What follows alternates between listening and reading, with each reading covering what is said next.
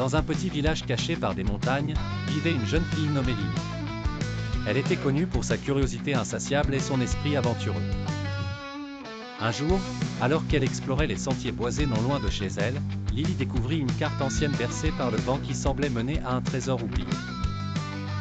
Excitée par la découverte, Lily se précipita chez elle, déterminée à résoudre le mystère de cette carte. Elle passa de longues nuits à étudier ses moindres détails, rassemblant chaque indice pour tracer son chemin à travers les montagnes.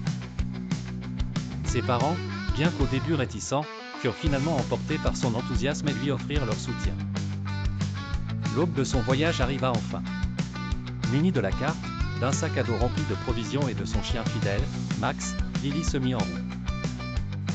Au fur et à mesure qu'elle gravissait les pentes escarpées, elle rencontrait des créatures étranges et fascinantes, des oiseaux au plumage coloré qui n'existent que dans ces contrées, et des ruisseaux d'argent clair qui serpentaient à travers les vallées.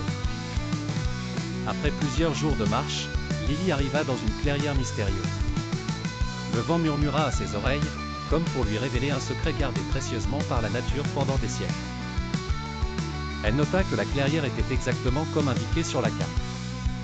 Son cœur battit la chamade.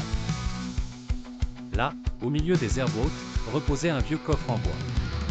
Avec l'aide de Max, elle parvint à le dégager du sol.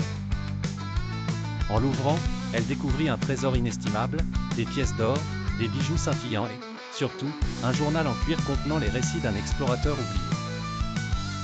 Revenant au village, Lily ne garda le trésor pour elle. Elle décida de partager non seulement les richesses matérielles, mais également les histoires du journal.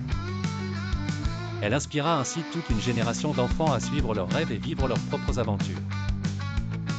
Grâce à Lily, le village devint un lieu d'inspiration, où l'imagination et la découverte ne connaissaient pas de frontières.